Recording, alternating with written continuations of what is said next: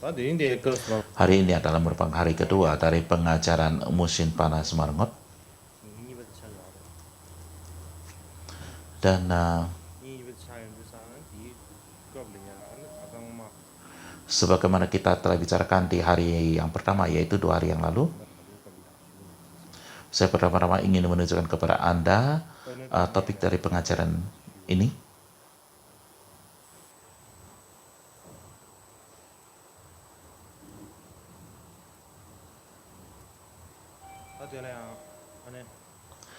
Jadi topik dari pengajaran Margot musim panas ini, kita berbicara tentang buddhisme awal.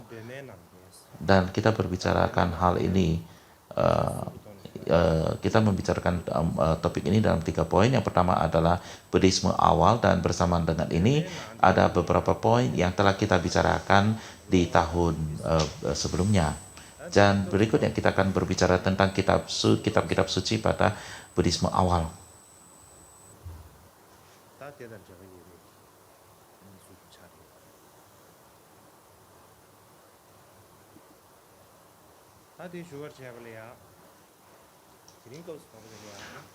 Jadi topik pertama yang saya ingin sampaikan pada malam hari ini adalah bahasa yang digunakan pada konsili pertama.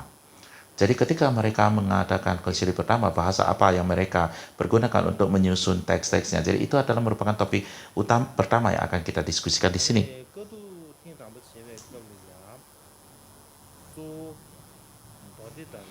Jadi ketika kita membicarakan hal ini dalam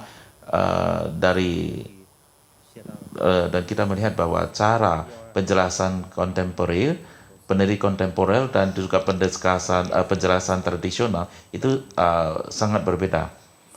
Dan kita berbicara saat ini berdasarkan penjelasan dari peneliti kontemporer.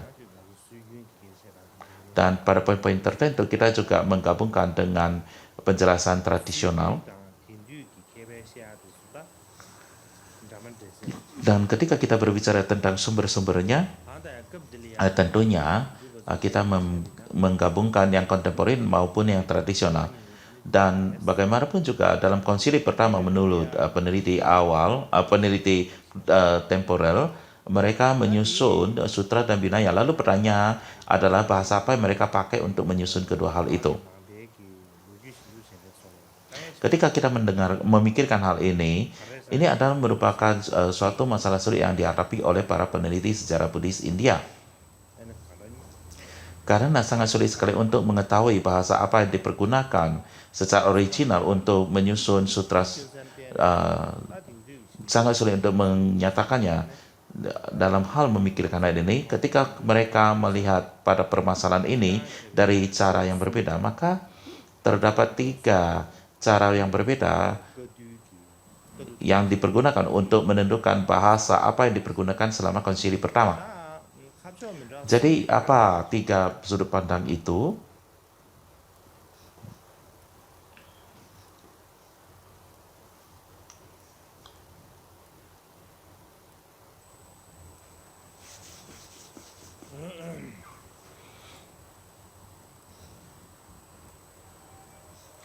Jadi di sini terdapat 3 poin yang berbeda. Yang pertama adalah untuk meneliti dalam hal bahasa yang dipergunakan di dalam teks-teks Buddha kuno. Yang kedua adalah meneliti bahasa yang dipergunakan di daerah Magadha. Dan cara yang ketiga adalah melihat dari sisi bagaimana bahasa apa yang dipergunakan oleh Sang Buddha untuk mengajarkan Dharma. Jadi ini adalah merupakan 3 cara yang berbeda untuk meneliti bahasa atau menentukan bahasa apa yang dipergunakan konsili pertama dan apa bahasa yang dipakai untuk menyusun kitab-kitab suci tersebut. Jadi cara yang pertama adalah melihat kembali pada bahasa teks-teks Buddha India kuno yang diwariskan hingga saat ini.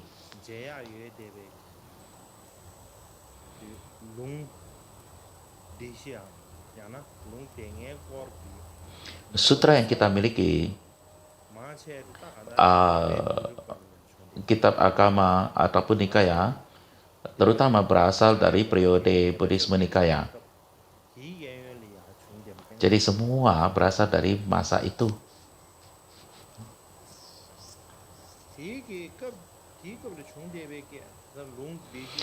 Dan apakah kita berbicara tentang ada 4 agama atau 5 agama, mereka itu selalu berada dalam bahasa yang sangat berbeda. Contohnya,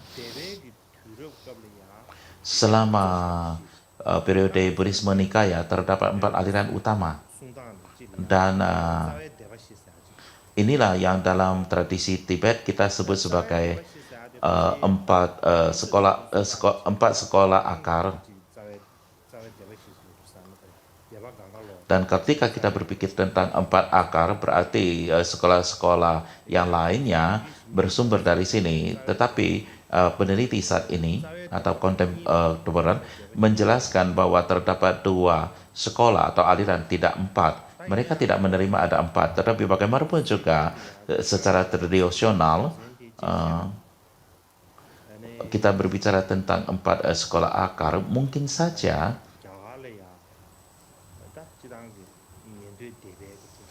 terdapat sekolah yang berbeda dari sekolah Sarwaka, dan terutama ada 4 yang sangat terkenal. Jadi inilah yang diberikan nama sebagai 4 sekolah akar, dan ini juga sangat memungkinkan atau sangat mungkin terjadi.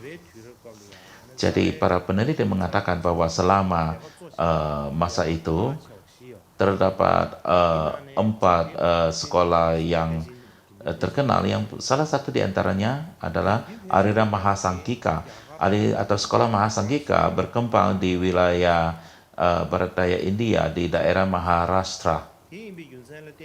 Dan untuk alasan inilah sekolah Mahasangghika menggunakan bahasa Prakrit yaitu bahasa orang-orang di sana atau wilayah sana.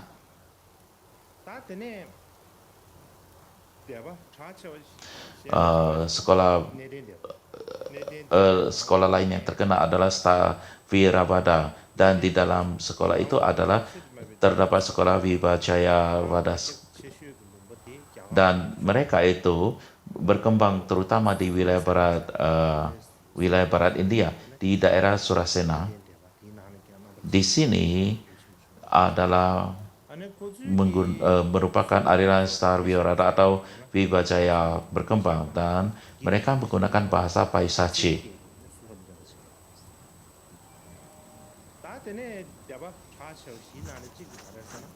Dan sekolah yang lain adalah aliran Samitya.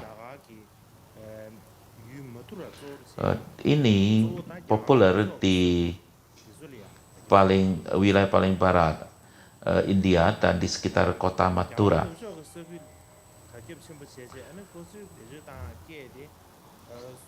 Dan mereka berkembang di wilayah barat daya, dan bahasa utamanya adalah Surasena Aprabhasa. Di antara 4 itu, aliran keempat adalah aliran Sarvastivada, dan aliran Sarvastivada ini terutama berkembang terutama di India barat laut yang berpusat di Kashmir.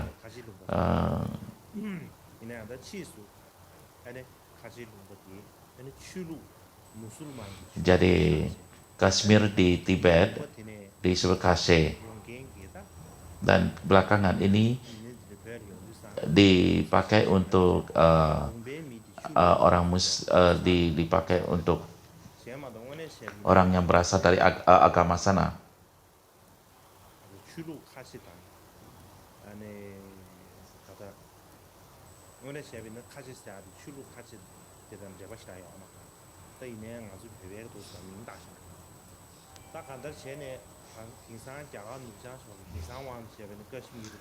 Jadi saat ini daerah ini Kashmir dan Gandhara adalah merupakan daerah di mana aliran Sarvastivada berkembang, dan kitab mereka terutama menggunakan bahasa Sanskerta.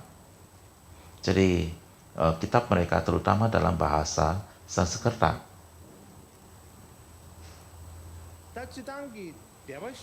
Jadi pada umumnya ketika kita berbicara tentang empat sekolah, jadi adalah sama seperti sekolah apa adanya, yaitu mereka mendirikan dan mengembangkannya. Tetapi hal itu tidak terjadi pada saat itu baru terjadi agak belakangan, di mana keempat sekolah ini ketika mereka mengembangkan benar-benar menjadi sekolah dengan ciri-ciri dan juga filsafat yang berbeda. Dan ini hanya setelah mereka menjadi sekolah yang berdiri dan memiliki pandangan filsafat yang kokoh, itu adalah di kemudian hari daripada masa itu. Contohnya adalah ketika kita berbicara melihat pada kitab suci yang ditransmisi aliran selatan, itu semua dalam bahasa Pali ataupun menggunakan bahasa Pali.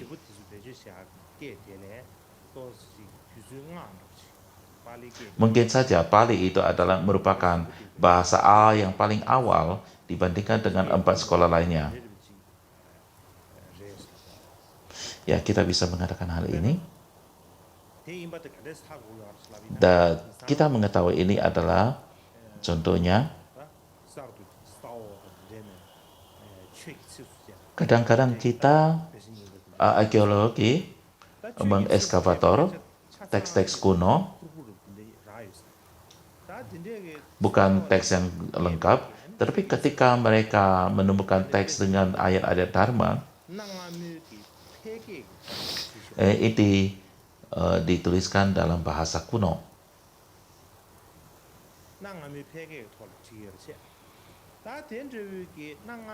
Dan mereka ditulis dalam bahasa kuno. Dan teks Dharmapada ini, bila mana dibandingkan dengan Dhammapada yang kita miliki saat ini dalam bahasa Sanskerta dan bahasa Pali, bila mana kita bandingkan dengan teks-teks sebelumnya yang ditemukan itu, dan bila mana kita tahu bahwa itu adalah, kalau yang itu adalah bahasa kuno, kita bisa mudah menentukannya. Tapi masalahnya adalah kita tidak menemukan hal itu. Dan oleh sebab itu kita tidak dapat mengatakan teks mana yang lebih tua dan lebih modern. Barulah kalau kita bisa menemukan bahasa kuno di dalam kitab kuno, baru kita bisa menemukan mana yang lebih awal, mana yang lebih belakangan.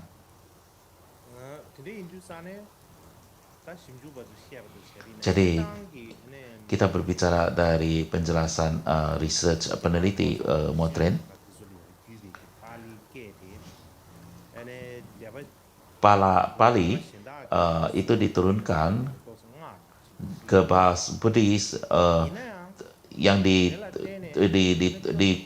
yang berkembang di Buddhis Sri Lanka itu jauh lebih tua dari sekolah-sekolah lain. Jadi hal ini tetap tidak bisa kita katakan bahwa bahasa yang digunakan pada konsili pertama itu adalah bahasa Pali. Dan untuk alasan itu, peneliti kontemporer tidak dapat 100% menentukan ataupun menerima bahwa bahasa Pali adalah merupakan bahasa pertama, bahasa pada konsili pertama. Bagaimanapun juga ketika kita berbicara tentang wilayah-wilayah,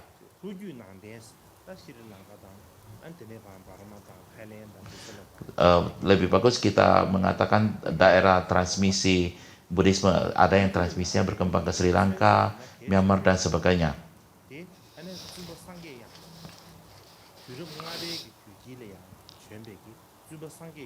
Untuk menggambarkan hal ini, Buddhaghosa pada pertengahan abad ke-5, beliau adalah merupakan guru yang sangat penting sekali. Dan ketika kita melihat pada teksnya, tulisannya, ia mengatakan bahwa Pali adalah merupakan bahasa lokal dari Magadhi. Ia adalah merupakan bahasa daerah Magadha. Dan itu Dan ia mengatakan Buddha mengajarkan dalam bahasa Pali dan pada konsili pertama juga menggunakan Pali. Dan oleh sebab itu maka ia menyebutnya Pali sebagai bahasa akar. Dan ia mengatakan bahwa ini adalah sama seperti uh, bahasa ibu untuk agama Buddha. Dan untuk itulah maka disebutnya sebagai bahasa akar. Inilah yang disampaikan oleh Buddha Ghosha.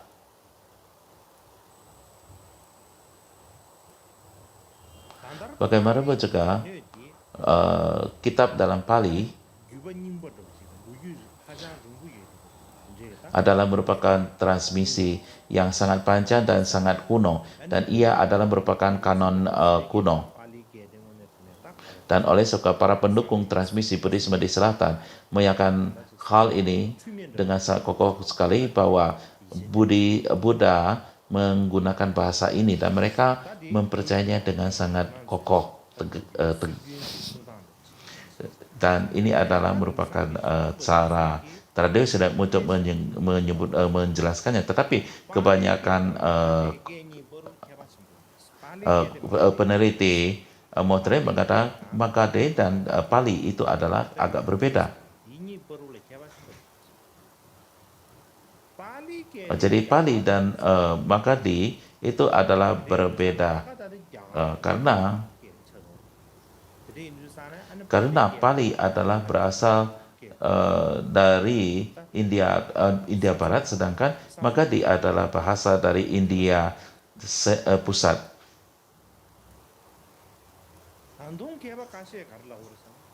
Namun bagaimanapun juga ada beberapa cendekian juga mengatakan bahwa orang pertama yang menyebarkan Dharma ke Sri Lanka adalah Mahendra. Mahendra dikatakan sebagai putra dari Ashoka. Dan inilah yang diterima pada umumnya. Namun bagaimanapun juga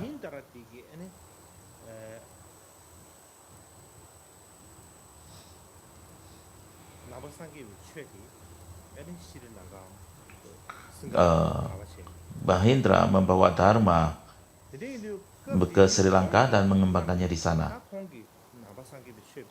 Dan ketika menyebarkan Dharma, bahasa yang dipergunakan adalah yaitu bahasa dari ibunya dari daerah itu, dan itu adalah berasal dari India Tengah,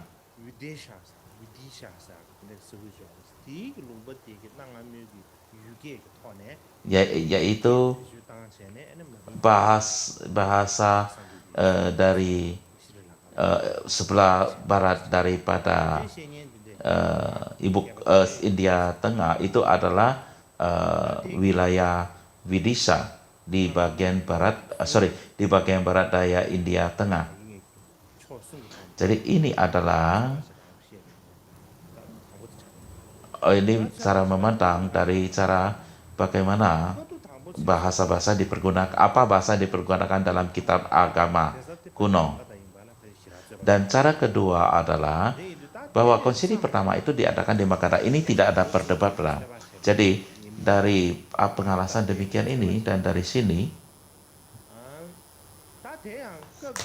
jadi pada saat itu selama konsili pertama, pada saat itu Magadha adalah merupakan negara yang terkuat di bagian India Tengah. Ia adalah merupakan negara yang paling kuat dan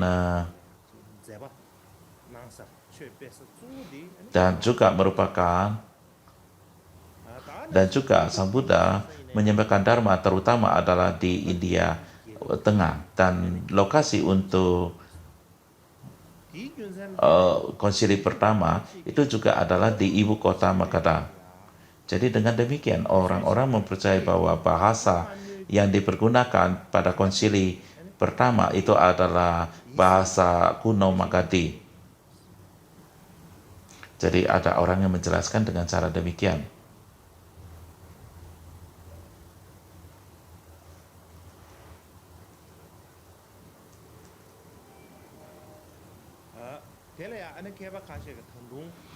Dan beberapa cendekiawan bahkan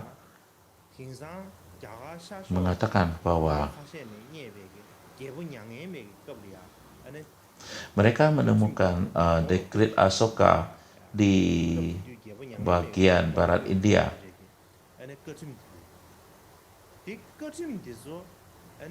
Dan mereka menemukan monumen ini yang diukir pada masa Asoka. Dan dalam hal ini dikatakan bahwa masing-masing daerah memiliki bahasanya tersendiri, tetapi ada satu bahasa yang dipergunakan untuk secara nasional ataupun dipakai di seluruh daerah.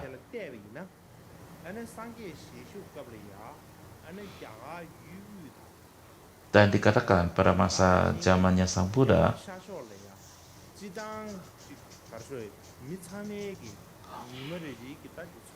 pada saat itu masing-masing daerah di masing-masing daerah berbicara bahasa yang berbeda. Namun bagaimanapun juga ada satu bahasa yang dipergunakan di bagian untuk semua bahasa.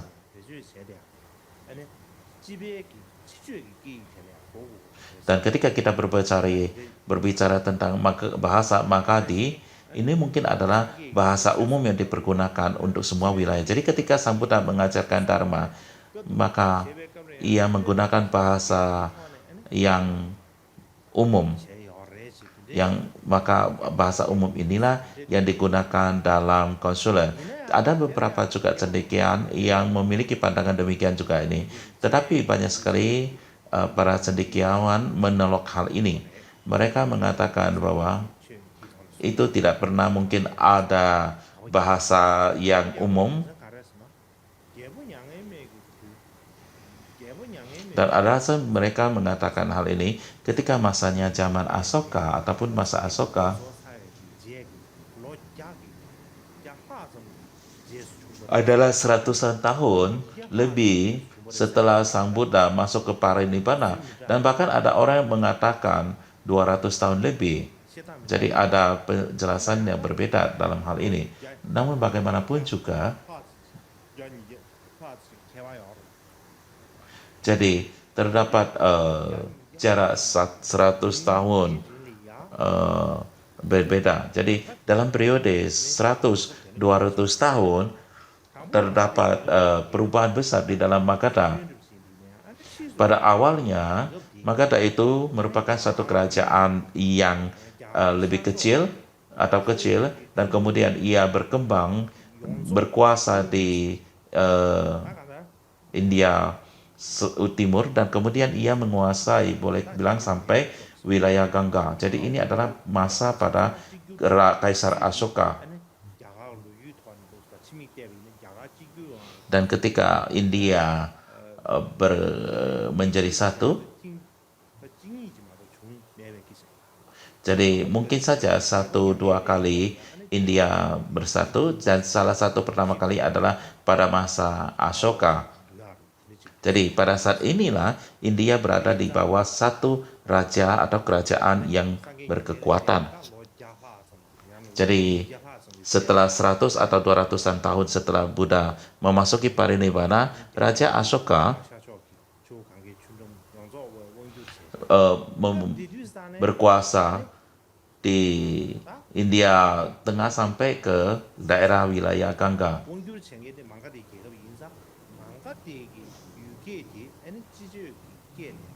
Dan karena itulah maka Magadha menjadi lebih berkuasa, dan Magadhi menjadi bahasa yang menjadi bahasa umum. Jadi adalah sangat mungkin bahwa mereka menggunakan bahasa Magadhi sebagai bahasa negara. Tetapi sebelum itu, sebelum Asoka berkuasa atas semua India, adalah sangat sulit sudah mengatakan bahwa Magadhi adalah merupakan bahasa umum untuk hal ini. Juga ada beberapa peneliti mengatakan bahwa bahasa yang dipergunakan oleh Sang Buddha untuk mengajar itu bukanlah bahasa Magadhi. Alasannya adalah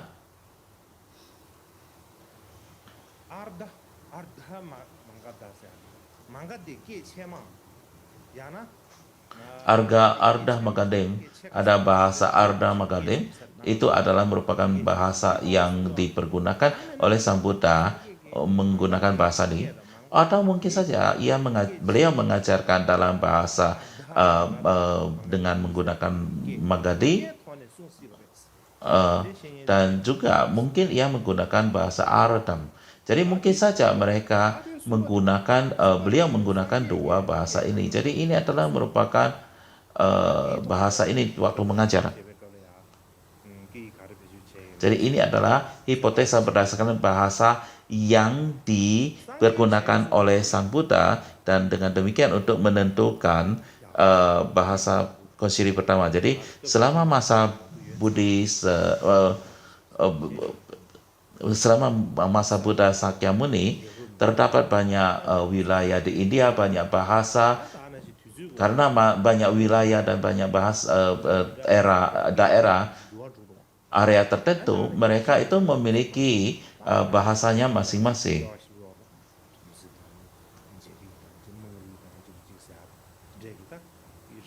Dan juga terdapat kasta-kasta yang berbeda, dan mereka juga kasta-kasta yang berbeda juga menggunakan bahasa yang berbeda. Contohnya adalah kasta Brahma dan juga bahasa kesatria, mereka menggunakan bahasa yang lebih halus, yaitu bahasa Sanskerta. Sedangkan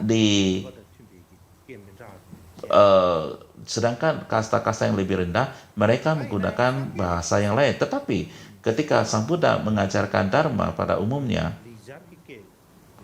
ia tidak benar-benar menggunakan bahasa secara menyeluruh. Jadi bahasa yang ia lakukan adalah ia melihat pada orangnya, bahasa apa yang mereka pergunakan. Jadi orang yang berasal dari area yang berbeda dan kasta yang berbeda, dan Buddha mengajarkan dengan bahasa yang dapat mereka pahami.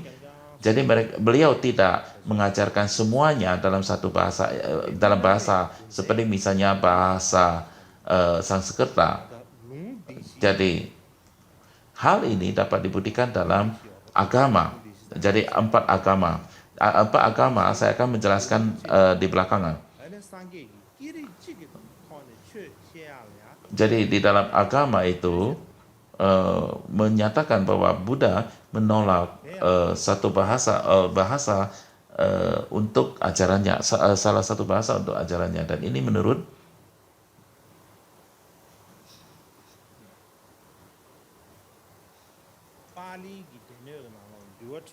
di dalam Vinaya Pitaka terdapat satu kitab yang bernama Culavagga. Dan di sana dikatakan terdapat dua Brahmana kedua anak muda yang bernama Yasa dan Gopaka. Jadi saya tidak akan membacakan semuanya. Ya, jadi di dalam kitab Pali ada Culavagga. Di sana dikatakan terdapat dua orang biksu yang bernama Yasa dan Gopaka yang berasal dalam keluarga Brahma, dan ia mengatakan bahwa sahabat ini beragam biksu dengan beragam nama, berbagai klan, suku, berbagai strata sosial, lingkungan yang berbeda, ada yang dari kasta yang sangat rendah dan semuanya. Dan ketika mereka masuki sangga, mereka menggunakan semua bahasa-bahasa mereka, dan mereka mengulangi ajaran Buddha dengan dialek mereka, dan mereka membicarakan bahasa dengan diskusikan Dhamma dengan bahasa mereka. Jadi ketika mereka mengatakan hal ini, mereka mengkorupsi ajaran-ajaran Buddha ataupun apa yang disampaikan oleh Sang Buddha.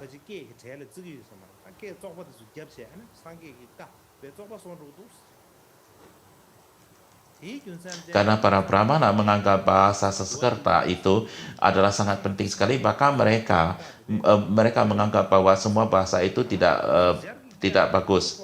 Jadi ia mengatakan bahwa ajaran Buddha itu harus disampaikan dalam bahasa yang tinggi, yaitu disampaikan dalam bahasa Sanskerta saja, dan mereka menyampaikan hal ini kepada Sang Buddha.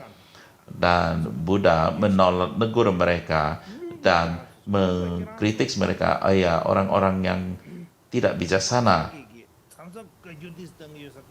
Kadang-kadang Buddha juga akan mengkritik ataupun memarahin orang.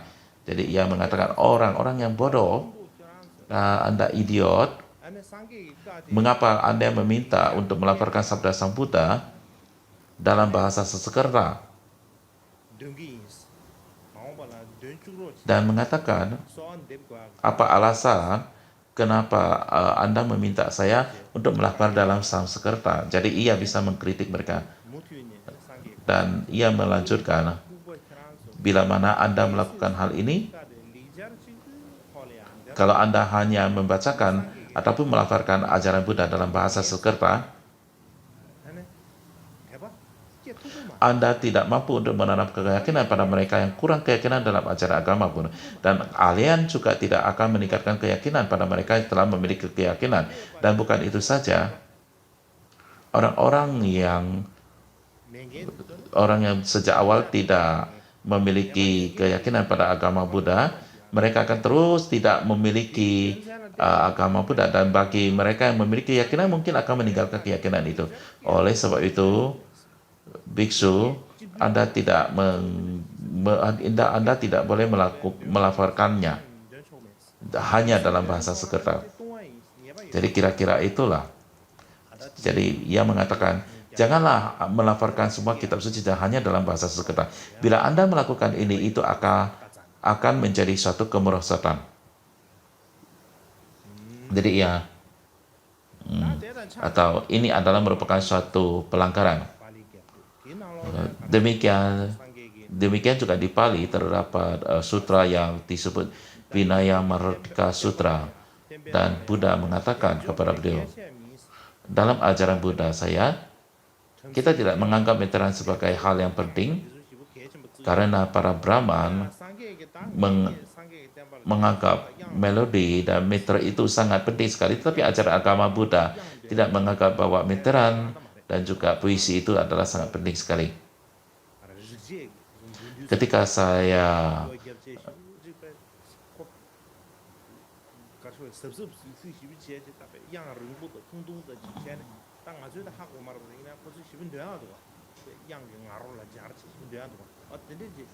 jadi di dalam para Brahmanan, mereka melafalkan teks itu dengan melodi dan sebagainya, dan mereka menganggap hal ini sangat penting sekali.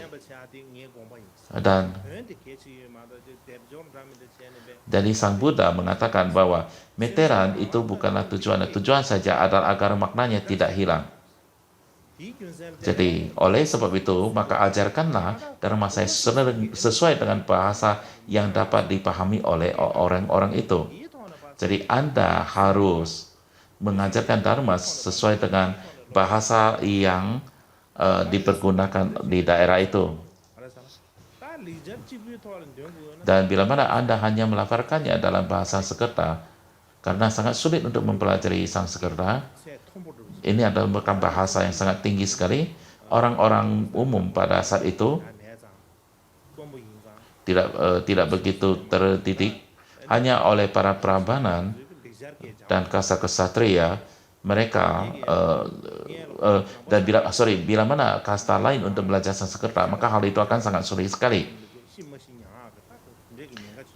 dan mereka akan mengalami sedemikian banyak masalah sebelum mempelajari Buddhisme. Itu mungkin menurut pemikiran saya. Bagaimanapun juga, ketika kita melihat pada kutipan ini, Sang Buddha berkhotbah dalam berbagai bahasa sesuai dengan daerah tertentu, dan memperoleh para pengikut yang mempelajari ajaran Sang Buddha dalam dialek golongan ataupun daerah masing-masing. Dan juga ada kutipan dalam Dharma Gupta Vinaya. Apa yang dikatakan di dalam Dharma Gupta Vinaya adalah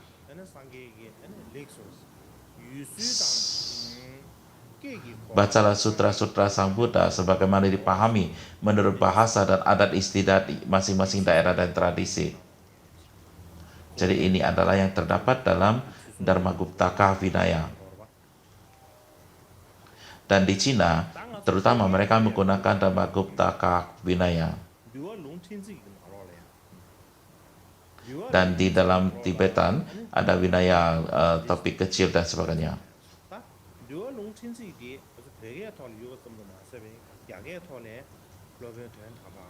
Topik-topik kecil, Surafrastu bukan hanya ada dalam bahasa Tibetan, juga diterjemahkan ke dalam bahasa Mandarin. Dan saya membandingkan kedua dan mana yang lebih mudah dipergunakan. Jadi saya menggabungkannya menggabungkannya menjadi, dan saya rasa ini akan menjadi lebih lengkap dan mudah dimengerti. Jadi di sini dikatakan pada suatu ketika Sariputra, jadi Sariputra adalah merupakan salah satu murid utama Sang Buddha, dan pada saat itu menambiskan dua anak laki-laki Brahmana. Dan menurut Tibetan, kitab Tibetan adalah Devadatta dan Gopaka. Devadatta dan Gopaka.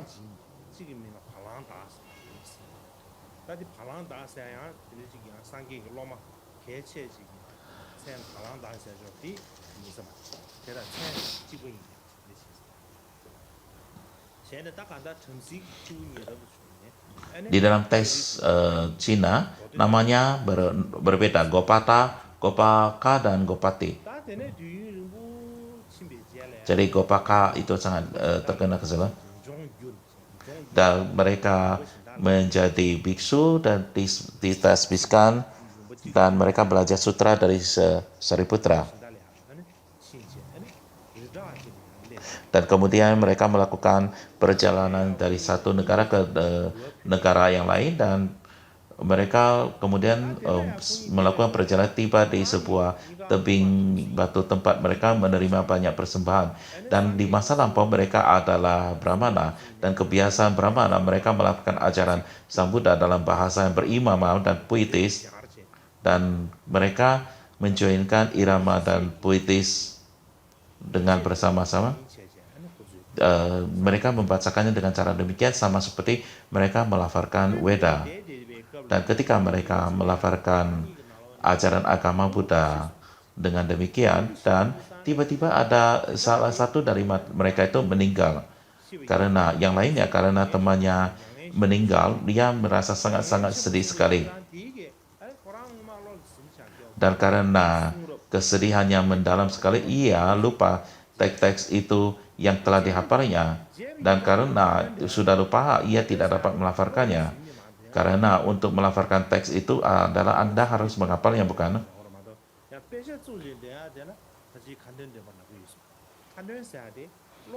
Jadi mereka melafal dari memorinya, artinya melafalkannya. Dan ia tidak mengingat apapun, dan dia tidak mampu untuk melafalkan apapun. Dan akhirnya semakin sedikit orang yang memberikan persembahan, dan ia tidak bisa tinggal di tempat itu. Kemudian akhirnya ia kembali ke Saraswati. Jadi di Saraswati ini adalah merupakan tempat di mana berada, bukan? Dan kemudian setelah beristirahat, ia pergi salah satu dari 5 murid utama Buddha, yaitu Anjata Kaundinya, dan ia meminta untuk mengajarkan cara melafalkan sutra. Dan ia mengatakan, ajarkan saya, karena ia telah merupakannya. Karena ia sudah merupakannya, maka ia harus pergi ke tempat murid-murid lain, dan kemudian ia meminta untuk diajarkannya lagi. Jadi ia dan kemudian Kaundinya menyetujuinya, dan kemudian melafalkan sebuah teks.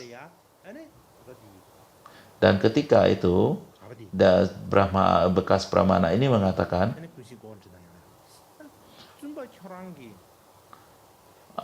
ia berkata pada Ajata Kandia, ketika Anda membaca pelafalan, pronunciation-nya tidak jelas,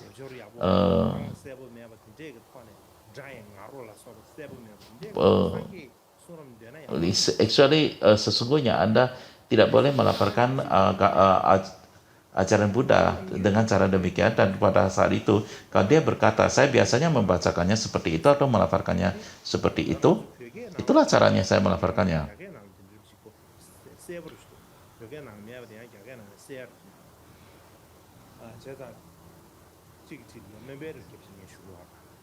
Jadi saya dalam hal ini saya menggabungkan dua sumber Cina dan Tibetan untuk membuat cerita ini hal ini lebih jelas. Dan kalau dia mengatakan saya tidak tahu cara membaca yang lain, saya hanya membaca dengan cara demikian. Kemudian ia bersujud kepada kaumnya dan pergi ke sesepuh lainnya, dan ia pergi ke 9 sesepuh lainnya yang sangat terkenal, dan seperti As, Baji, dan Batra, dan ia memohon untuk mengajukan permintaan yang sama. Dan mereka juga membacakan teksnya, dan ia juga sama tidak setuju ataupun tidak senang dengan cara mereka melakukan teks itu. Dan kemudian pada akhirnya ia pergi ke Sariputra memohon untuk membacakan teksnya, dan kemudian Sariputra menyetujuinya. Dan kemudian Sariputra membacakan dengan puisi dan melodi berirama dan sebagainya. Ia merasa benar-benar sangat bagus sekali, karena sama seperti melafalkan Weda dengan puitis dan irama. Dan Gopati sangat senang sekali. Ia mengatakan semua guru-guru lain, biksu lain tidak dapat tahu membacakan dengan benar, hanya Anda yang membacakan dengan benar. Dan inilah yang disampaikan kepada Sariputra. Tapi Sariputra memarahinya, dasar bodoh, Anda idiot, ini Anda yang tidak tahu cara membacanya. Para biksu membaca dengan sangat bagus sekali. Ya, karena Anda yang tidak tahulah. Jadi ia memarahi biksu tersebut. Dan kemudian ia duduk dengan diam. Dan kemudian para biksu bertanya kepada Sang Buddha tentang kejadian ini.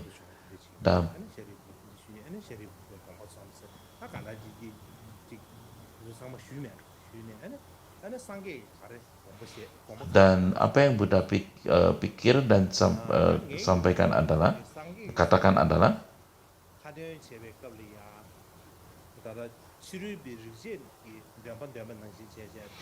bila para biksu membaca ajaran Buddha dalam irama dengan melodi, maka karena hal inilah maka masalah ini terjadi. Sama seperti para biksu membacakannya sama seperti dengan membacakan dengan alunan Weda. Jadi oleh sebab itu di masa yang akan datang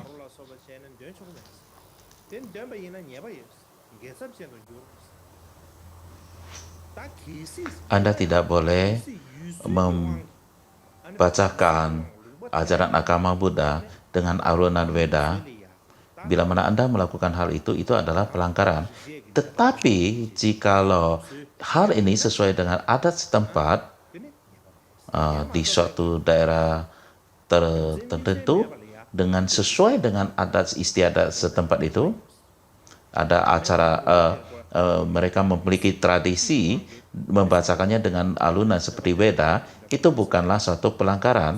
Bila mana tidak, maka bila mana tidak, artinya adalah Anda melakukannya bukan di daerah yang sesuai, maka itu adalah pelanggaran.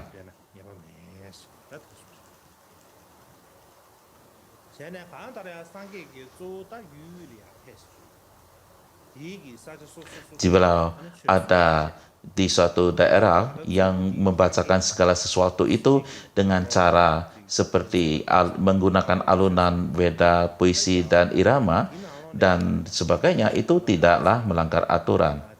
Bagaimanapun juga secara umum Sang Buddha berpergian ke seluruh India bagian tengah dan mengajarkan Dharma di banyak daerahnya, dan sebagian besar berada di kerajaan Magadha dan Kosala. Jadi beliau pergi ke banyak daerah, banyak wilayah dan mengajarkan Dharma. Dan oleh sebab itu mungkin saja beliau tidak mengajarkan dalam satu bahasa. Dan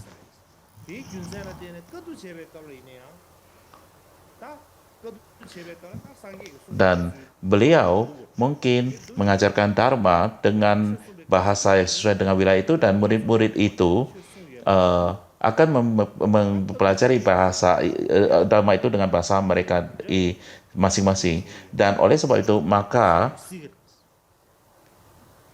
ketika konsili pertama berlangsung, karena Sang Buddha mengajarkan dengan bahasa yang berbeda-beda, adalah sangat mungkin konsili pertama juga menggunakan atau menyusun kitab itu dengan berbagai bahasa yang berbeda. Dan alasan untuk hal ini adalah tujuan utama bagi Mahakasyapa untuk menyusun ajaran-ajaran Sang Buddha itu adalah untuk melestarikan Dharma yang telah diajarkan oleh Sang Buddha dalam bentuk yang sama persis dengan apa yang telah diajarkan oleh Sang Buddha. Dan untuk tujuan itulah maka diadakan konsili pertama ini. Jadi ini adalah merupakan tujuan utama ataupun intensi daripada konsili ini. Jadi sangat mungkin sekali Dharma yang diajarkan dalam berbagai bahasa yang berbeda-beda juga disusun dalam bahasa yang berbeda-beda juga. Bila mana Buddha telah mengajarkan dalam berbagai bahasa, dan bila mana konsili ini menjadikannya dalam satu bahasa, maka itu akan merubah bentuk Buddha, bentuk dari apa yang sudah seperti yang diajarkan Buddha ajarkan pada waktu itu. Jadi ini sudah lari daripada ajaran, ini adalah sudah menyimpang dari tujuan utama Mahakasyapa, menyusun ajaran tersebut sama persis dengan pada masa ajaran Sang Buddha mengajarkannya, ataupun dalam bentuk yang persis dengan ajaran Sang Buddha. Sekarang kita akan beristirahat setengah jam dulu. そう、単シャムレや、そういうき。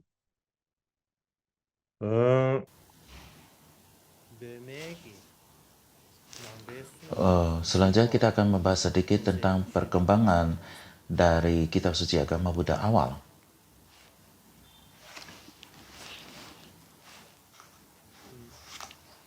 Ketika kita berbicara tentang perkembangan kitab suci agama Buddha awal, bila mana kita berbicara dalam hal bagaimana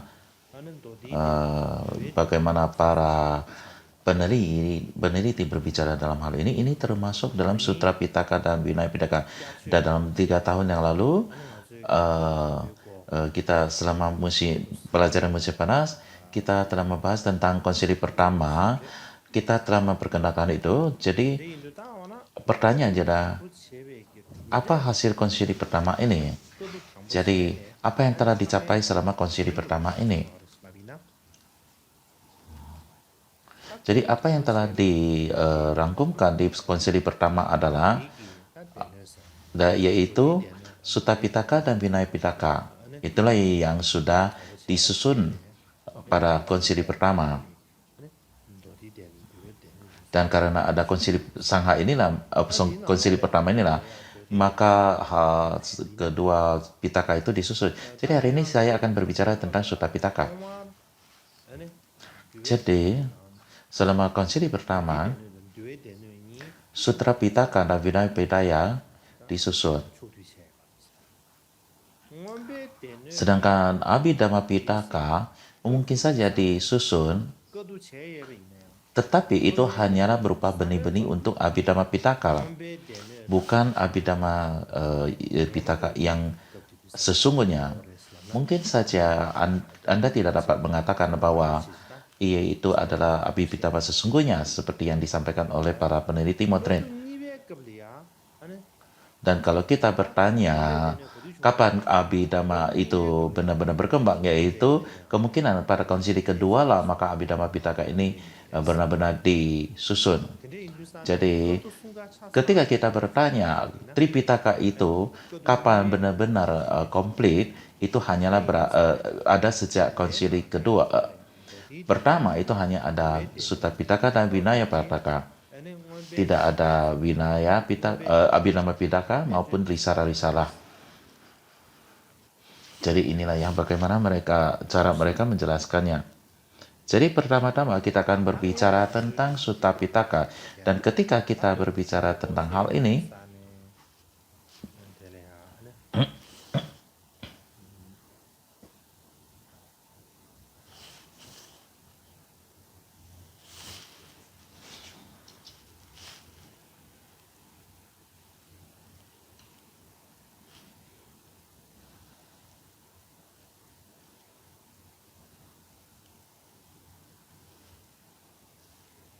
di dalam pada Buddhisme awal kita memiliki Sutra Pitaka yang disebut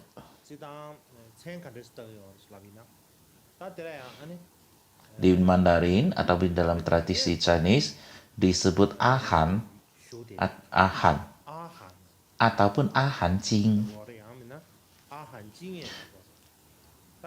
Bila mana kita terjemahkan ke dalam bahasa Sanskerta itu mungkin adalah agama. Jadi Ahan kemungkinan besar adalah merupakan terjemahan fonetik dari bahasa Sanskerta agama, dan jika bila mana kita terjemahkan dalam bahasa Tibet, inti artinya adalah transmisi atau datang dari mana atau dari mana ia berasal. Di mana Tibetan kadang-kadang masa kuno ketika mereka menyusun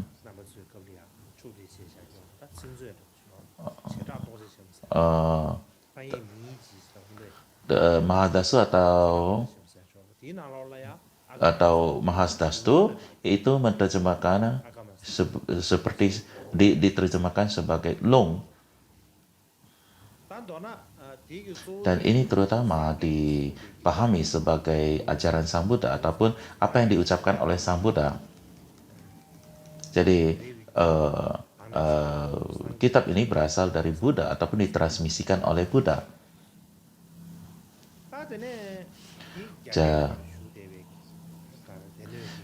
Jadi ini juga berarti bahwa kitab-kitab suci di dalam itulah yang nama di dalam Chinese tradisi, dan mereka juga disebut sebagai Nikaya. Nikaya itu artinya adalah koleksi, atau kadang-kadang kita menyebutnya sebagai seksi bagian ataupun kategori, dan mungkin didiskusikan sebagai kategori. Jadi ini menunjukkan bahwa ajaran agama Buddha disusun dibagi berdasarkan kategori-kategori, itulah maknanya. Jadi secara ringkas, agama dan di dalam Cina dan Nikaya dalam Pali pada dasarnya adalah sinonim, artinya adalah memiliki makna yang sama. Jadi secara ringkas, dalam agama Buddhis awal, sutra diturunkan dari satu orang ke orang lain, dan itulah kita bisa mendengarkan, berkontemplasi serta bermeditasinya. Dan sampai saat ini masih ada dua jadi sampai saat ini masih ada dua transmisi utama Sutta Pitaka dari Buddhisme awal, yaitu satu dalam bahasa Pali dan satu dalam bahasa Mandarin. Jadi apa karakteristik dan perbedaan utama mereka? Ciri-ciri utama dari Nikaya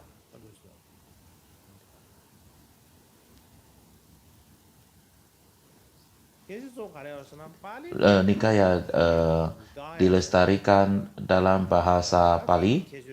Kalau kita berbicara tentang ciri-cirinya adalah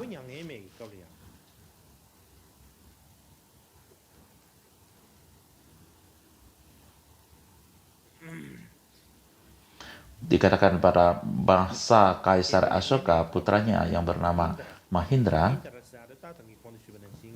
jadi biasanya diterima Mahindra adalah putra dari Asoka. Jadi sang putra Mahindra dan ia menjadi biksu yang meninggalkan kehidupan rumah tangga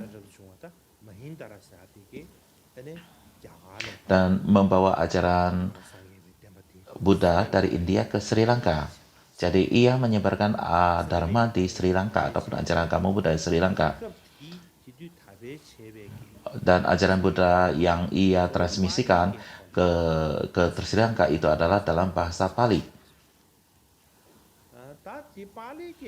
Jadi kitab suci yang yang masih ada dari awal itu terdiri dari 3 Nikaya, Majjhima Nikaya, Samyutta Nikaya, Anguttara Nikaya, dan Khuddaka Nikaya. Jadi inilah kelima Nikaya ataupun 5 kategori.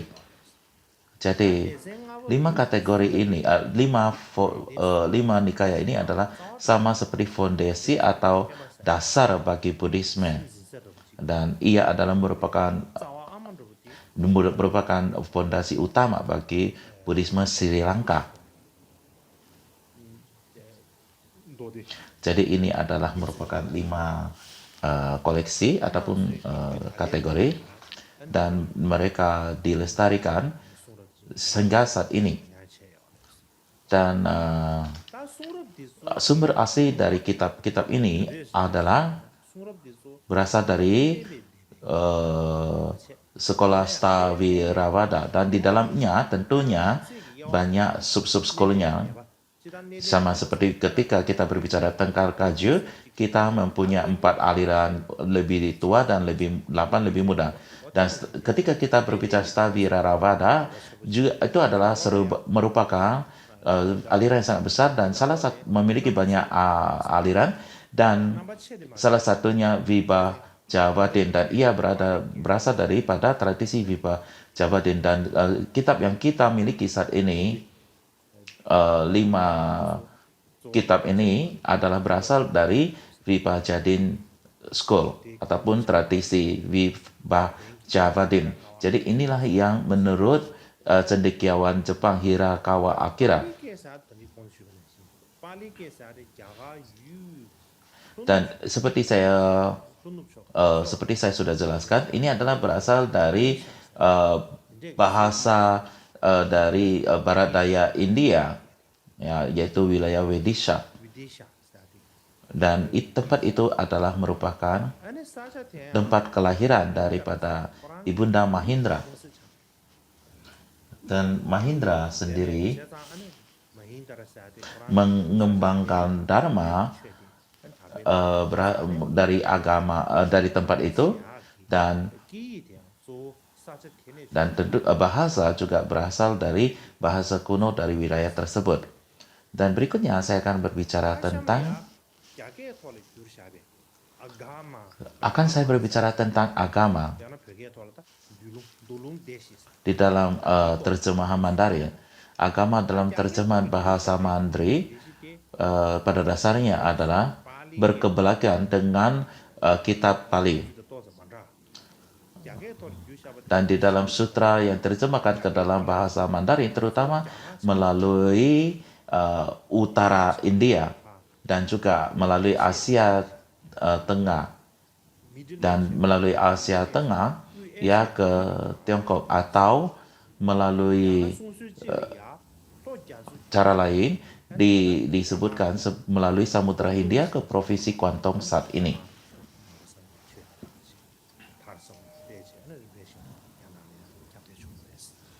Jadi kita berbicara tentang 4 agama.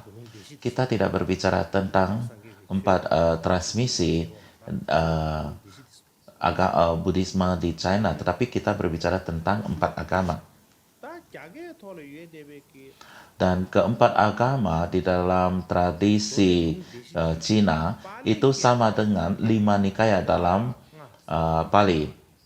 Jadi kebajikan itu adalah sama dalam hal makna dan konteksnya, tetapi terdapat sedikit perbedaan.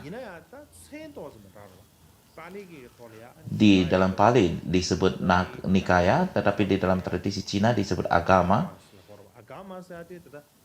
dan di bahasa Cina disebut ahan Qing. Jadi ahan itu adalah pronunciasi Cina dalam bahasa Sanskerta sebagai agama. Jadi itu ia menggunakan bahasa kuno untuk itu. Nah, terjemahan Chinese untuk agama apa saja, yaitu khotbah panjang, khotbah menengah, khotbah bersanggung, dan khotbah numerik, dan inilah yang disebut sebagai 4 agama.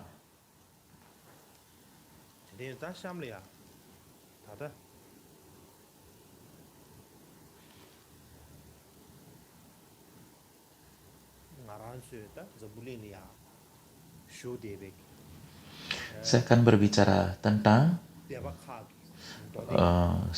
kedua Sutta Pitaka yang masih ada di dunia ini, yang satu dalam Pali Nikaya dan yang kedua adalah agama dalam bahasa Cina. Dan saya akan berbicara tentang 5 nikaya yang dilestarikan dalam bahasa Pali dan juga agama.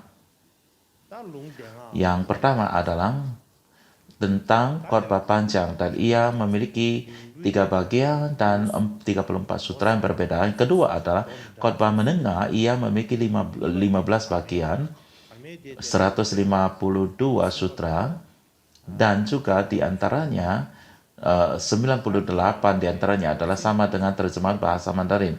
Yang ketiga adalah khotbah bersambung atau khotbah terhubung.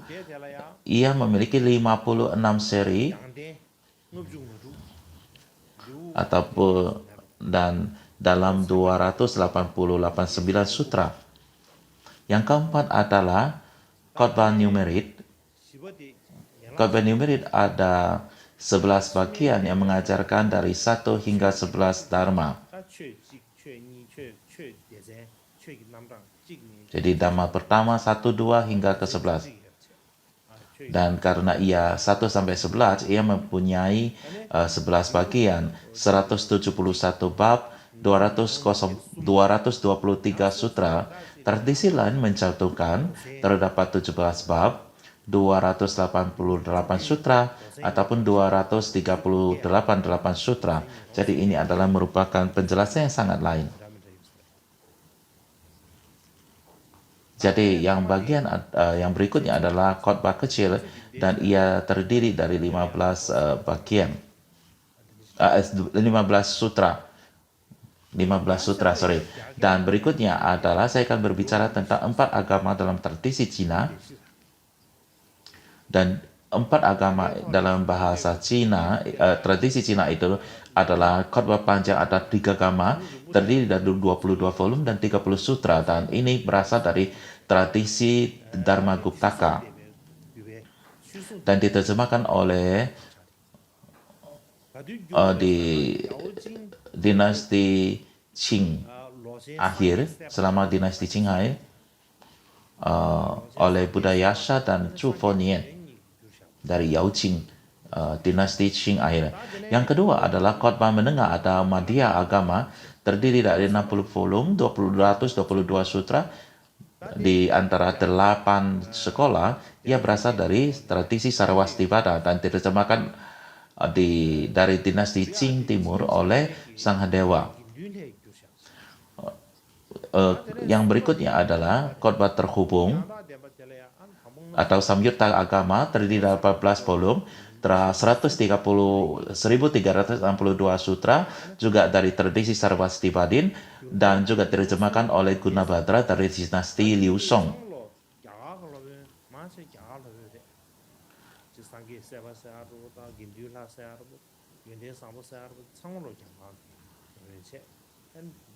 Jadi kita bisa melihat ia diterjemahkan oleh guru-guru besar India dan juga Cina. Yang keempat adalah khotbah numerik atau Ekotara Agama 51 volume, 1000 lebih sutra, dan juga sekali lagi dari 1 hingga 11 dharma. Dan ini tidak jelas dari aliran mana ia berasal, dan di penerjemahnya adalah Sanghadewa dari dinasti Qing Timur. Dan itulah dia.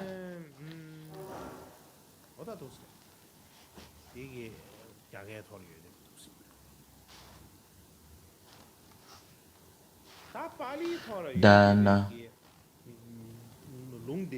5 nikaya dan di Pali dalam 4 agama dalam Mandarin pada dasarnya adalah sama dalam hal konten dan bentuk. Tapi sedikit berbeda, ada beberapa perbedaan.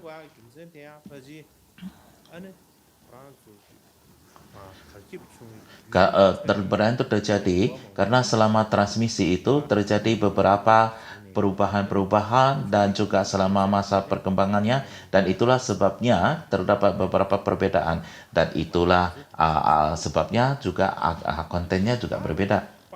Dan bila mana kita bandingkan Pali dan Mandarin, Pali agak lebih lengkap.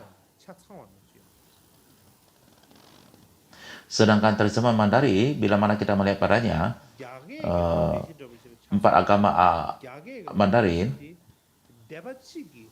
mereka tidak dapat menerjemahkan agama dari aliran satu agama tertentu. Ada yang berasal dari Saraswati, ada Guptaka. Jadi mereka mengambil sutra-sutra dari sekolah yang berbeda.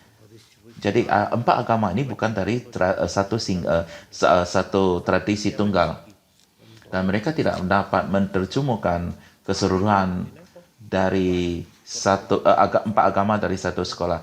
Dan dalam hal Pali itu dari satu tradisi Staritivada School. Dan berikutnya saya akan selanjutnya itu adalah introduksi umum tentang hal itu, agama dan nikaya. Selanjutnya saya ingin memperkenalkan masing-masing dari mereka. Sutta Pitaka dari transmisi selatan Pali, dan 4 agama dari Buddhisme Tiongkok. Dan pertama-tama saya ingin berbicara tentang 4 agama dalam tradisi Cina.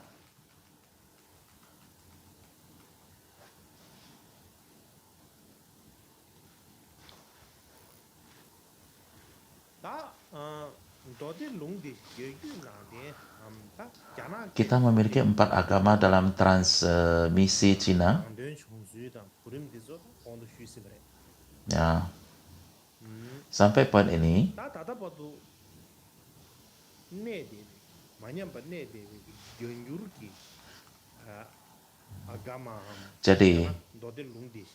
jadi agama yang masih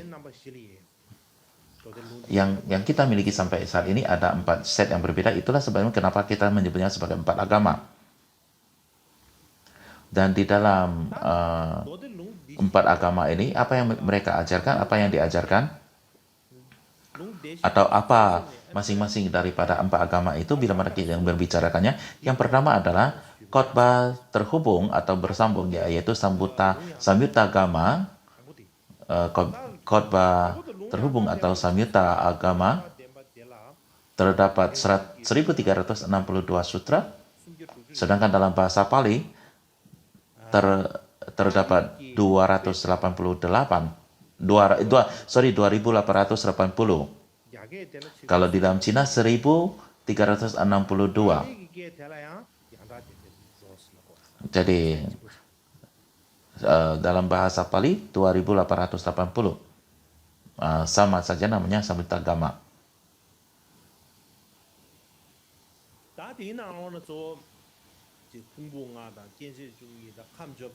Dan ini mencakup hal yang sama seperti 5 kelompok kehidupan skanda, 12 landasnya indera, 18 unsur, 12 mata rantai, saling ketegangan yang dapat dirasakan, serta topi-topi yang terkait dengan praktis seperti 4 landasan kesadaran, 4 pengabaian, 4 kaki mujizat, 5 kemampuan, 5 kekuatan, 7 faktor pencela, 8 cabang jalan mulia, dan seterusnya.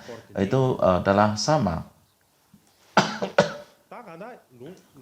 Jadi, dalam khotbah terhubung itu adalah semuanya merupakan kompilasi ajaran Buddha langsung atau ajaran-ajaran langsung dari ajaran-ajaran dari murid-murid langsung Buddha. Dan juga urutannya, tahapannya, pengorganisasiannya dalam hal ini sangat-sangat jelas sekali.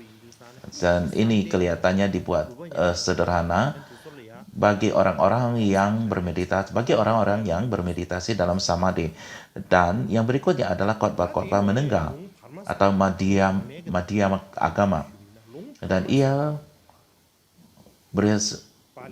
dua-dua ada dalam bahasa Mandarin dan Pali. Dan Pali memiliki 200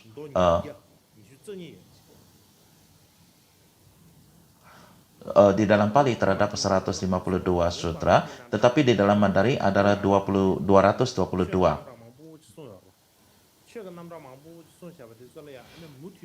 Jadi khotbah ini terus mengeksplorasi topik-topik dharma yang dibahas dalam terhubung. Jadi ada penyajian tentang kebenaran, unsur-unsur karma dan sebagainya. Dan juga terdapat berikutnya adalah sutra-sutra analitis atau vibhanga. Jadi inilah yang merupakan seperti benih-benih abhidharma. Dan menurut para penelitian, tidak ada abhidharma pada masa itu, tetapi bibit-bibit untuk abhidharma itu ada.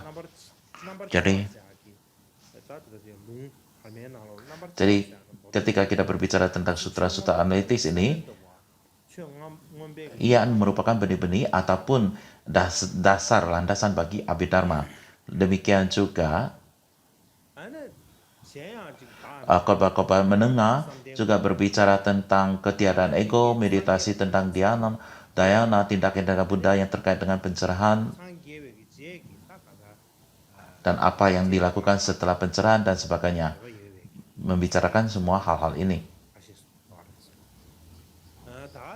Dan terdapat sutra seperti Sutra Gosinggasala yang menceritakan bagaimana para murid agung termasuk Sariputra, Moggallana, dan Mahakasyapa berkumpul di hutan pohon syala dipenuhi dengan aroma bunga dan cahaya bulan, dan membahas bagaimana seseorang harus menganalisis dan mempraktekkan jalan kebenaran hakiki. Dan inilah yang disebut sebagai sutra Gosinggasala Sutra. Jadi sutra ini terutama membahas topik-topik yang terkait dengan hakikat dharma hakiki. Pada zaman dulu hal ini didedikasikan sebagai filsafat memiliki makna yang mendalam.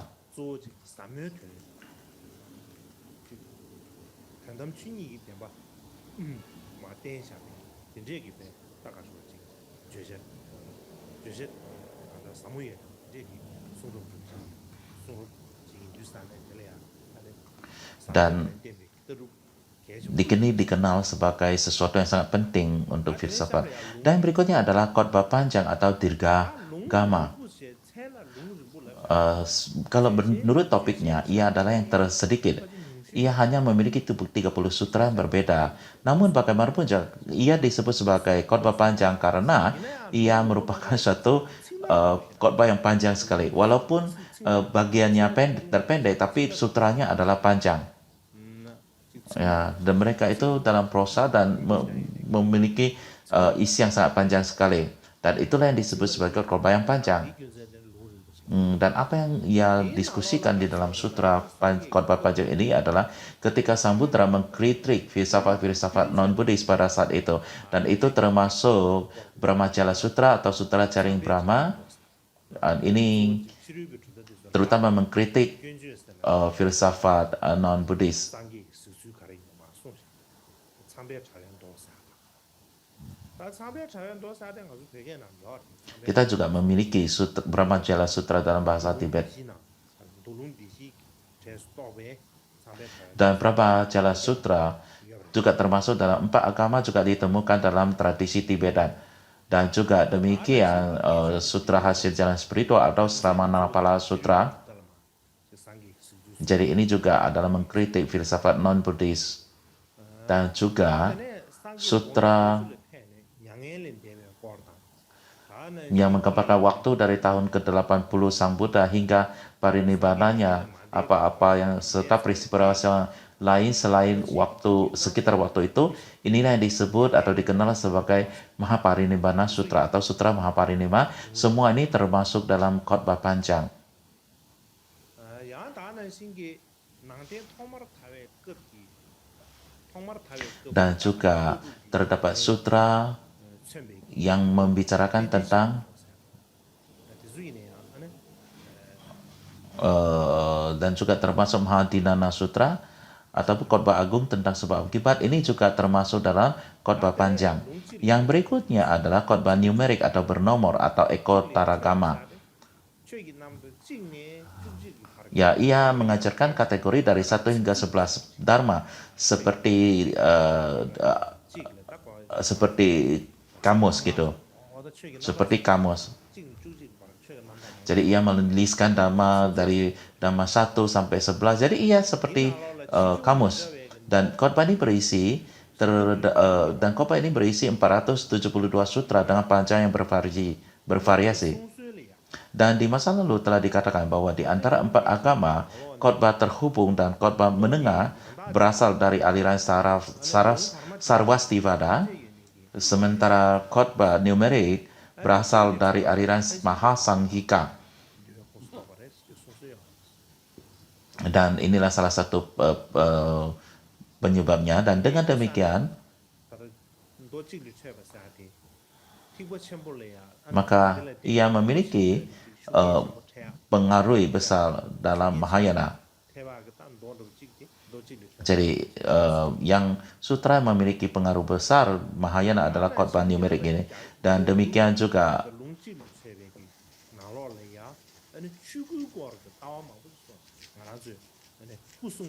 jadi dalam teks ini kita juga menemukan banyak pembahasan tentang Dharmakaya.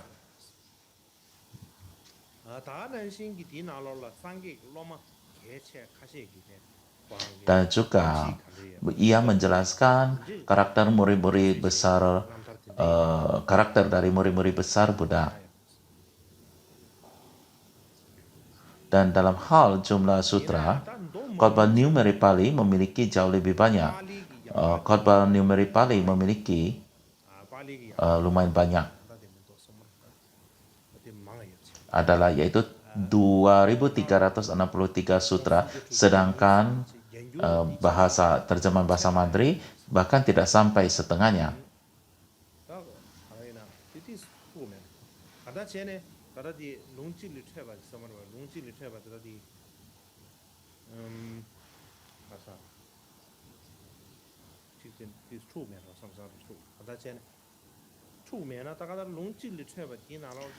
Namun bagaimana juga tradisi Cina banyak membahas tentang Dharmakaya, bukan? Tetapi teks Pali mungkin tidak membahas hal-hal itu.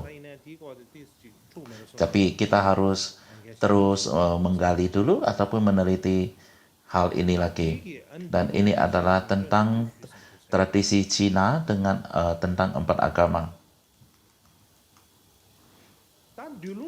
Dan bila mana kita berpikir tentang bagaimana keempat agama atau sutra itu berasal dari sekolah mana dan sebagainya, dan dikatakan bahwa suci Mahayana tentang 4 agama juga disusun pada konsili pertama. Tetapi para peneliti modern tidak percaya demikian. Jadi dikatakan dalam kitab suci Mahayana, sutra empat agama ini disusun dalam konsili pertama, tetapi akademis ataupun cendekiawan modern tidak percaya demikian. Mereka berpendapat bahwa mungkin pembagian itu disusun dalam konsili kedua. Namun guru Tiongkok, guru besar Cina, Xi Yinxun, yang meneliti kitab suci Buddhis yang sangat terkenal, yang menulis dikatakannya apa yang awalnya disusun tidak memiliki 4 bagian di sana yang dan di saat itu juga tidak disebut dengan nama agama atau nama 4 agama, tidak seperti itu, tapi mereka itu adalah dasar bagi keempat agama atau 4 agama.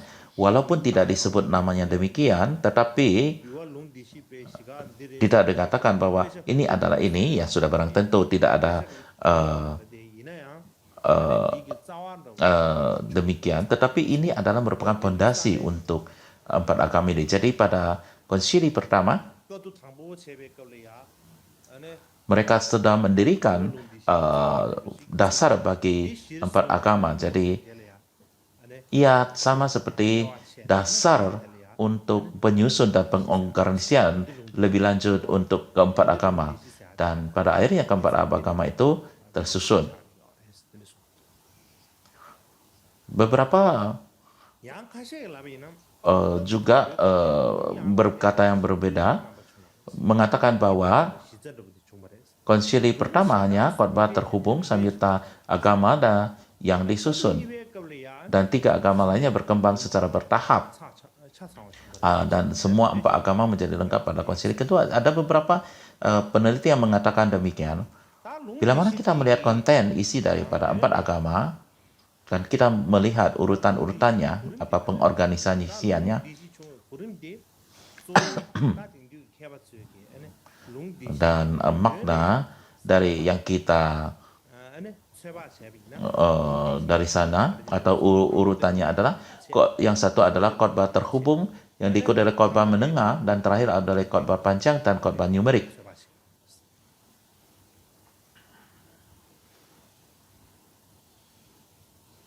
Apa para peneliti memberikan kita alasan kenapa urutannya adalah seperti ini? Alasan utamanya adalah konten. Kita berbicara tentang kitab Cina,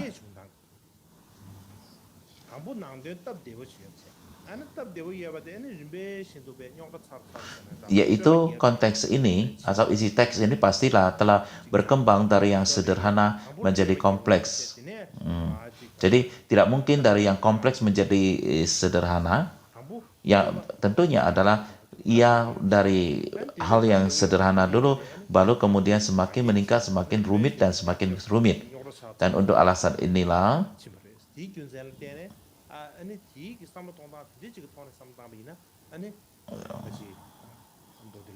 dan itulah sebabnya kenapa urutan 4 agama itu adalah demikian seperti yang disebutkan di atas. Jadi guru besar Shenyang,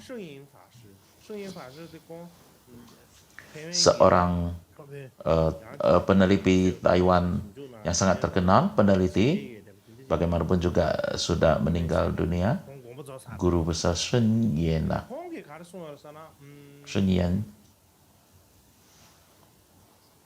Apa dikatakannya adalah di antara 4 agama, apa yang dapat kita lihat ini adalah khotbah terhubung, sederhana dalam gaya dan polos.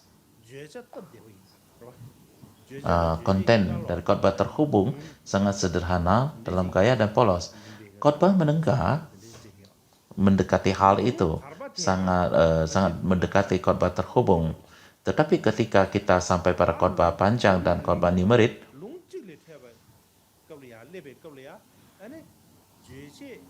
gaya polos awal telah hilang dan berubah dari sederhana menjadi rumit, dan makna juga menjadi lebih mengalami elaborasi.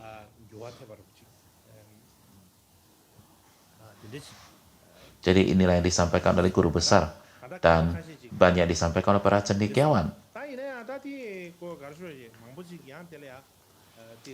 Jadi ada juga orang-orang memiliki pandangan berbeda dari sini. Dan alasannya adalah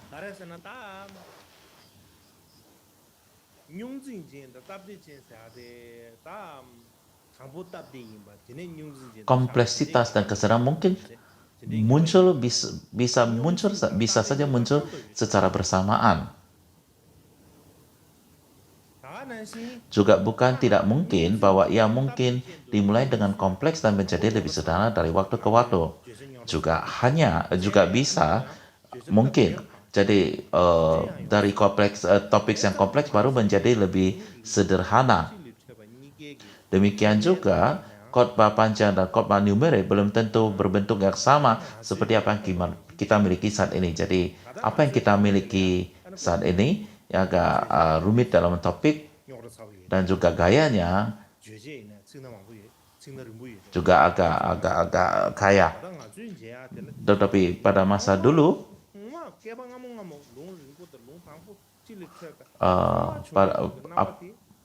pada khotbah panjang dan khotbah numerik mungkin saja gayanya dan sebagainya sudah berbeda. Dan khususnya sebagian besar kitab suci Buddha kuno mengajarkan bahwa 4 agama keempat-empatnya disusun secara lengkap selama konsili pertama.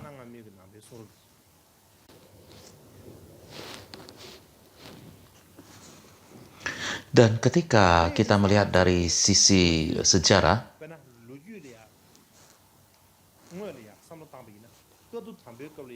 selama konsili pertama terutama menyusun sutra dan vinaya, sedangkan konsili kedua terutama memurnikan vinaya. Dan penjelasan itu adalah benar jika sudah pasti selama konsili pertama itu keempat agama pasti telah ditentukan selama konsili pertama. Karena pada konsili kedua terutama hanya memurnikan vinaya, tidak ada penjelasan bahwa pada saat itu juga menyusun sutra. Kalau misalnya 4 agama ini disusun di konsili pertama, maka di konsili kedua tentunya sudah menyusun lebih banyak sutra.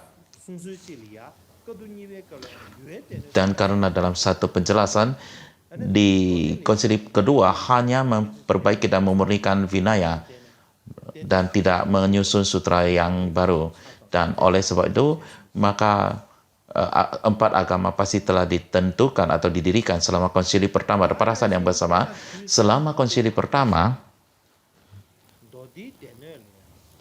juga sangat mungkin sekali terdapat kumpulan sutra minor yang selain minor lain yang ada selain 4 agama. Contohnya adalah di Pali ada khotbah kecil, bukan? Di dalam jadi di Pali ada 5, sedangkan di tradisi Cina ada 4 hanya. Dan untuk alasan inilah selama konsili pertama bukan hanya 4 agama, juga terdapat sutra-sutra minor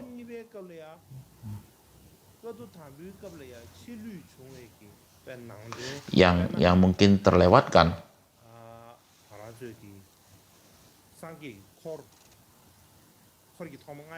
seperti kisah hidup murid pertama Buddha, seperti riwayat hidup Vaspa dan lain-lain. Dia tidak ada di konsili pertama tetapi ditambahkan di konsili kedua. Jadi kita dapat katakan sangat mungkin sekali selama konsili pertama bukan hanya 4 agama,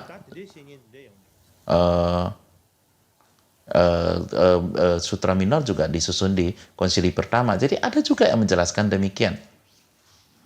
치수 대바 소수 거야. 그도 제베 거. 대바 소수 그 시장 또 있습니다. 대바 소수 시장 Jadi terdapat cara yang berbeda, masing-masing sekolah memiliki cara yang berbeda menyamakan hal ini.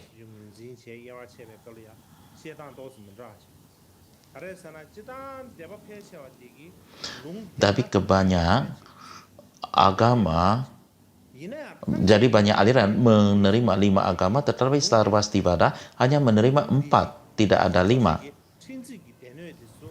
Jadi ia tidak menerima khotbah-khotbah kecil yang merupakan set yang terpisah.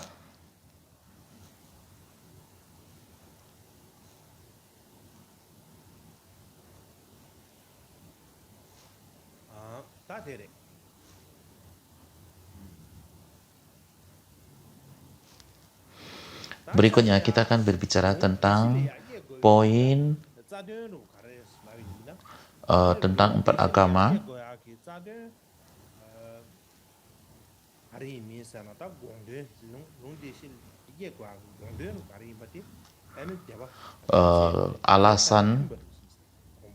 Alasannya disebut 4 agama ya, karena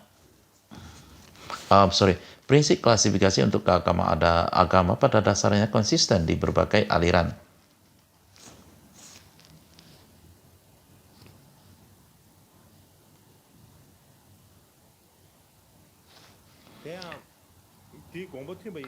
Adapun alasannya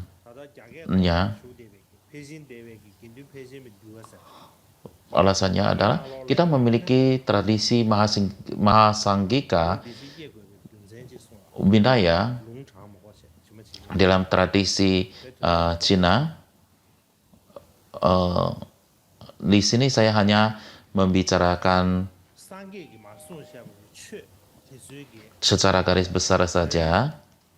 Ya, saya hanya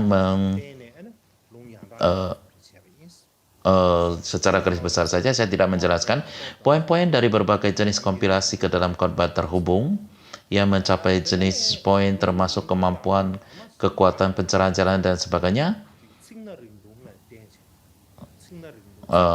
Khotbah panjang dan khotbah menengah dibagi berdasarkan panja teks. Nah, jadi yang panjang disebut khotbah panjang, menengah disebut menengah.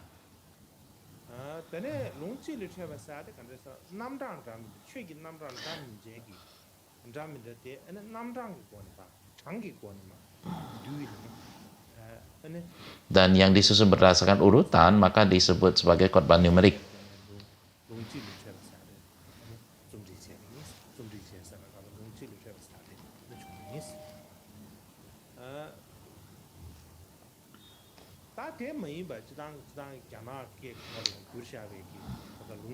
Banyak sekali sutra yang tidak termasuk di dalam 4 agama.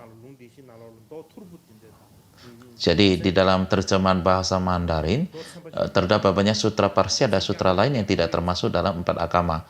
Dan banyak sekali di dalam teks yang terutama di dalam khotbah menengah ada beberapa yang tidak termasuk di dalam, tetapi beberapa sutra ini ditemukan dalam bahasa Tibet. Kita tidak memiliki 4 agama di dalam bahasa Tibet, tetapi kita memiliki sutra-sutra tunggalnya.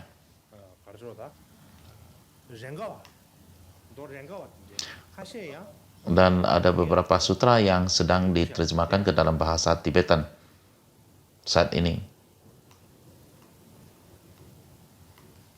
Berikutnya saya akan berbicara tentang Sutra Pitaka Pali secara ringkas. Jadi di dalam bahasa Pali, seperti yang telah dijelaskan, terdapat 5 set.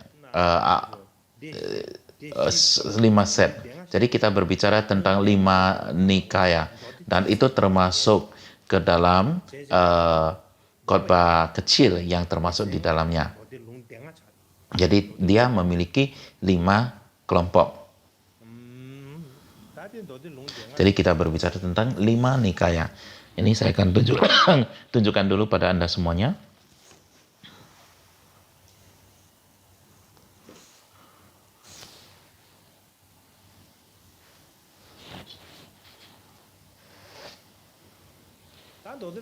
Di dalam lima nikaya dalam bahasa Pali,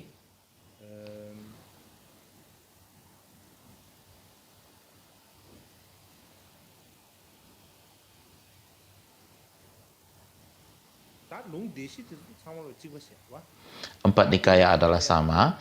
Yang nikaya kelima adalah khotbah-khotbah kecil terdiri dari 15 bagian.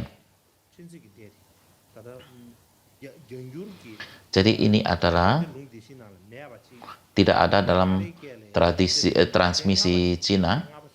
Jadi ini adalah nikaya kelima di dalam bahasa Pali, dan ini disebut sebagai khotbah kecil.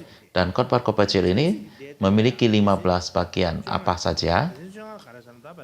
Yang pertama adalah bagian-bagian pendek atau kudakah patah. Ini adalah teks-teks yang dibaca oleh biku Theravada. Yang kedua adalah Dhammapada, ayat-ayat Dharma. Yang berikutnya ada Udana, ucapan inspirasi. Yang berikutnya Iti Butaka, atau seperti yang dikatakan Sutta Nipata, Vimana Vatu, Peta Vatu. Dan yang 8 adalah Teragata atau kisah para biksu sesepuh. 9 Terigata, kisah para biksuni sesepuh. 10 kisah Jataka. 11 Nidesa atau ajaran. 12 Patisambi Dhammaga, jalan diskriminasi. 14 ada Padana, cerita biografi. 14 Buddha Vamsa, kronika para Buddha. Dan 15 adalah Carya Pitaka atau keranjang timpakar.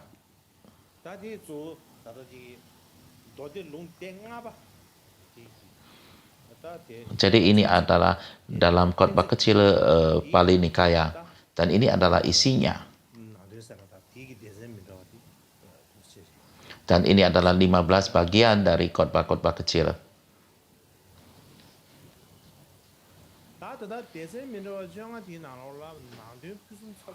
Dan konten ini mengumpulkan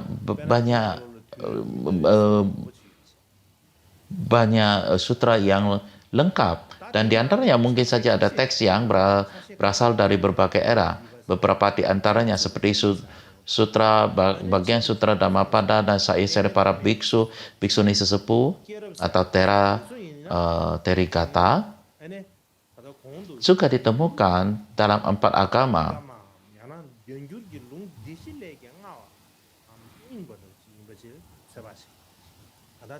Dan kita bisa pahami ini adalah merupakan teks yang sangat awal dan mungkin saja sebagian berasal dari masa hidup Buddha. Dan sutra-sutra kuno seperti Dhammapada, syair-syair para biksu biksuni, Jataka dan sebagainya,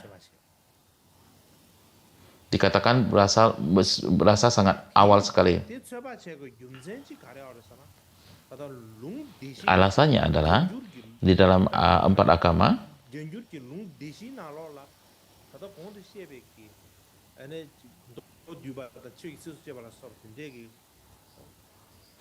banyak sekali kutipan dari teks ini.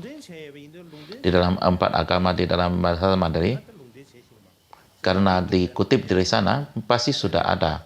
Jadi kitab yang dikutip tentunya sudah harus duluan ada. Oleh sebab itu kita dapat menyatakan bahwa teks ini pasti sudah ada sejak lebih awal. Dan itu alasannya para peneliti Buddhisme menganggap bahwa ini bahkan jauh lebih penting daripada 4 agama, dan khususnya mereka dapat memberikan kita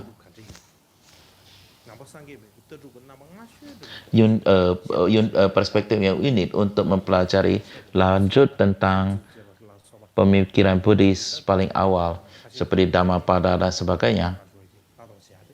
Nah, ini merupakan sumber yang sangat berharga bagi Buddhisme. Ada orang mengatakan satu hal yang harus kita perhatikan adalah bahwa di antara kitab suci yang diterjemahkan ke dalam bahasa Mandarin, ada banyak sutra di dalam bahasa Cina yang mirip dengan sutra Pali kuno yang juga diterjemahkan ke dalam bahasa Cina. Ini ini diterjemahkan dilakukan di masa kuno atau luar. Tidak hanya itu saja, ada juga belakangan terdapat koleksi besar Buddhisme Selatan yang diterjemahkan ke dalam bahasa Mandarin, mencakup Sutta Pitaka Pali dan Vinaya Pitaka. Ini bukan diterjemahkan di zaman dulu, tetapi diterjemahkan belakangan. Jadi kelihatannya Sutta Pitaka Pali dan Vinaya Pitaka telah diterjemahkan ke dalam bahasa Mandarin, sehingga mudah untuk diteliti oleh para peneliti. Dalam bahasa Tibet belum ada. Kita tidak memiliki keseluruhannya. Kita tidak memiliki 5 kaya dari bahasa Pali. Kita tidak memilikinya, tetapi Institut Pusat Studi Tibet yang lebih tinggi di Varanasi lagi menerjemahkan khotbah panjang dan sebagainya. Sehingga saya rasa kita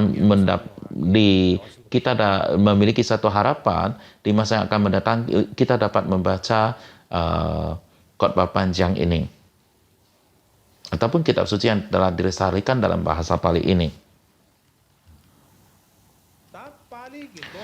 Seperti yang saya sebutkan, khotbah kecil dalam bahasa Pali memiliki 15 bagian, tetapi terutama ada 6 kategori utama.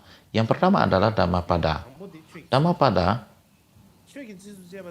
diterjemahkan ke dalam bahasa Mandarin. Ada 2 terjemahannya, dan di Tibet juga ada terjemahan diterjemahkan oleh Gendai Chupa yang menerjemahkan ke dalam bahasa Tibet dari bahasa Pali.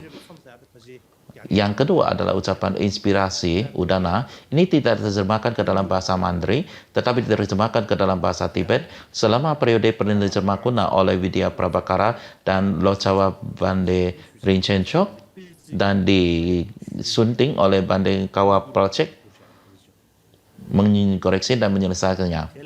Dan ini adalah dalam bahasa Cina. Yang ketiga adalah sejarah. Ini adalah sama dengan sutra masa lalu yang terjemahkan ke dalam bahasa Mandarin. Yang keempat adalah bagian sutra.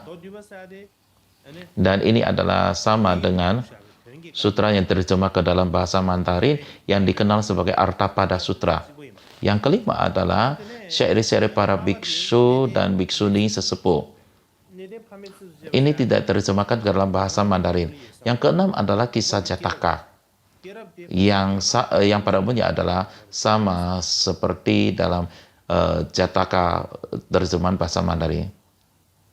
Saya rasa hari ini sampai di sini saja. Jadi besok adalah libur. Jadi kita akan lanjut lagi hari berikutnya.